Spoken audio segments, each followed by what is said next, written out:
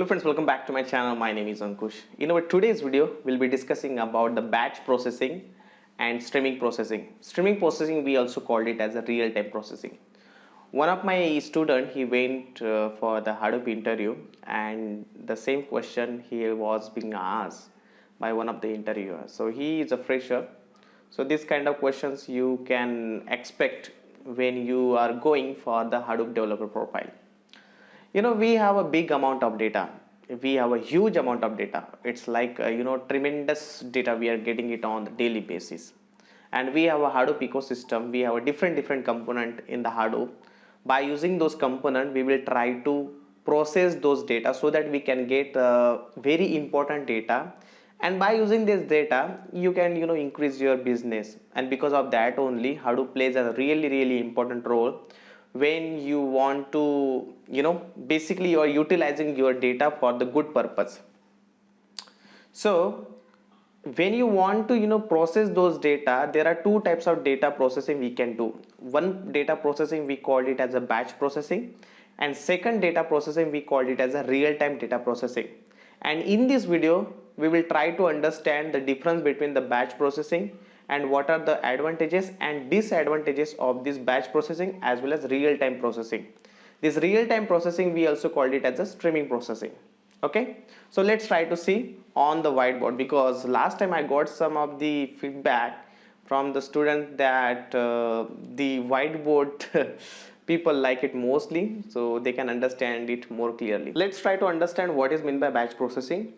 In order to understand this concept, I will take one example so that you can understand more clearly, because the people like example. Okay, so let's say we are in a situation that we are working with one of the e-commerce website. Okay, and our client is expecting that how much sales has been done all over the world. Okay, so all over the countries. So there are different countries, they have the business in different countries. So let's say you are getting those data in the CSV format. Okay, so there is one CSV, and this CSV having the data. Let's say, okay, in India 500 sales, in USA 300 sales. So this kind of data we are getting. On one side we have our country, and second side we have our sales are there. Okay, and this CSV file, okay, or text file, you are getting it on the daily basis. Okay, so this is a daily file, you are getting it.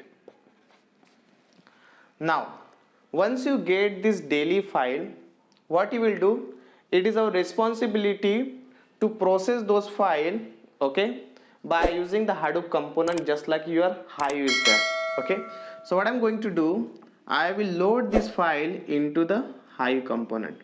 Okay, into the Hive, and once it is done, I will do some kind of transformation just like joinings. Okay, so I will do, because there is a chances that we can put this file into the different tables. So there is one table related to the sales, second table related to the user information.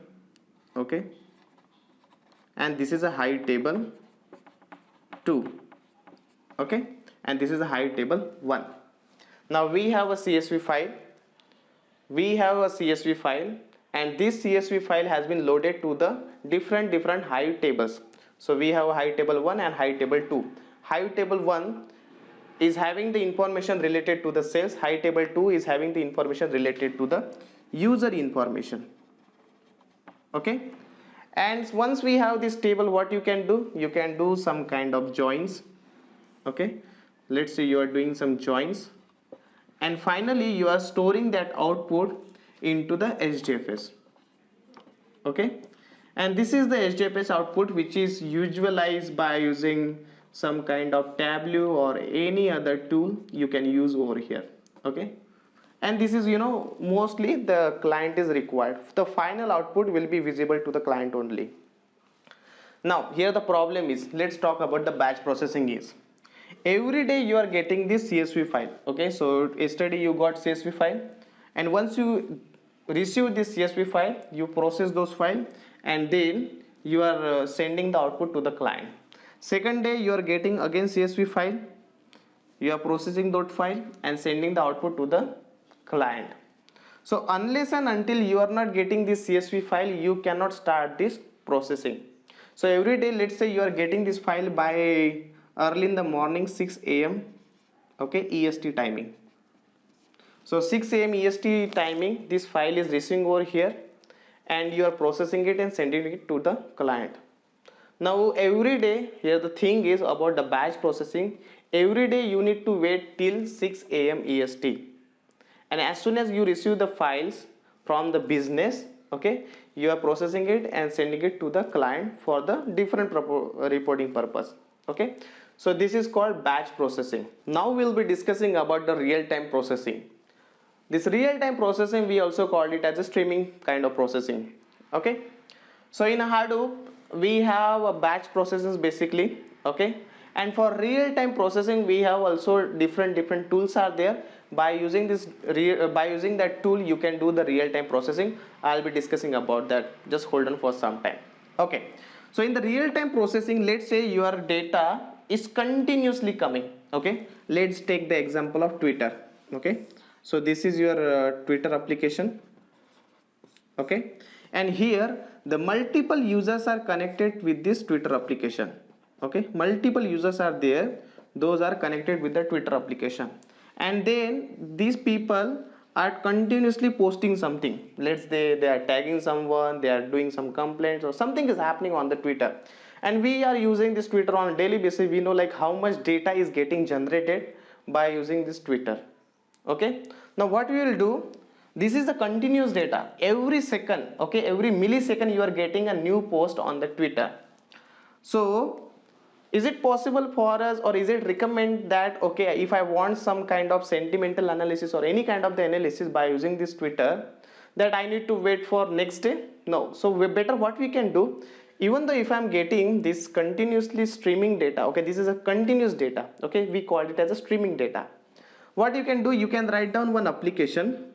Okay, we can write down one application through which, okay, you can get the streaming data. Okay, you are getting the streaming data, all the streaming data is going to this over here, and then you are just processing and doing some transformation on those data, and then you can see in the visualize format. Let's say it's a pie chart is there. Okay, and it is continuously getting changed. So every second or every millisecond you are getting a new data. Okay, so for that, what tools are there in the real-time processing? In real-time processing, if I just say that we need to write down one application, so you can use the Kafka producer is there, Kafka producer. Okay, the Kafka producer is the application which will generate and take the real-time processing, real-time data. Okay, and by using the Spark, okay, by using the Spark, you can process those data and save it to the anywhere, wherever you want to store. You can store it to the HDFS only, or you can store it to the HDFS. HDFS is there, CSV is there. You can also put this data into again Kafka. So there are many different output where you can store this data. Now what is the importance of real-time processing? You don't need to wait for the next day. In batch processing, we had to wait for the next time. Unless and until you will not get that CSV file, you have to wait. But in real-time processing, you are getting the continuously data, and within second, okay, you are processing the data, and you can see on the graphical user interface or anywhere, wherever you want to. That depend upon project to project. Okay, so this is all about the real-time processing.